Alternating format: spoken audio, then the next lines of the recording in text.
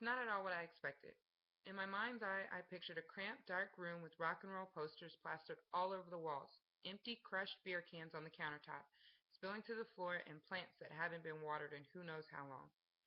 Heavy metal music should be screaming throughout the store, making it impossible to communicate, forcing me to conduct business via pantomime, while a woman covered in piercings, tattoos, and the type of gothic outfit that indicates she's possibly considered suicide a time or two asks me how she can be of assistance using a colorful vocabulary that would have been entirely bleeped out if a TV guardian was strapped to her mouth.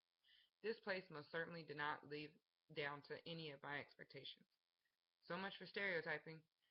The face of the building was unobtrusive, and even with the vinyl lettering of their logo on the front door, I didn't think I was in the right place. I double-checked the address on the page I had torn from the telephone book against the numbers above the door and the street sign on the corner. It was definitely the same. Maybe they had moved. They didn't mention having moved when I called to get details, but then again, I never asked. The only information I had sought was if there was a woman there to do the work, what the cost would be, and how much privacy I would have. The voice on the phone had been helpful, confident, and businesslike. That was one of the deciding factors on my decision to come here. I shuffled my feet and fiddled my hands while weighing my options. Go in or run screaming for the hills. Basically, I'm a good girl. I end up doing what is expected of me. I fool myself into thinking I'm an independent spirit, but deep down, I'm a people pleaser, and that ends up having a big influence on my decision making. Some days I hate that about me. Today is one of those days. It's time to take action.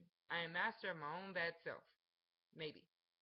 The glass windows and door had a mirrored finish, allowing those inside to see out, but making it impossible for passers-by to look back. I walked in completely blind. The lobby was comfortably roomy, modest, and chic.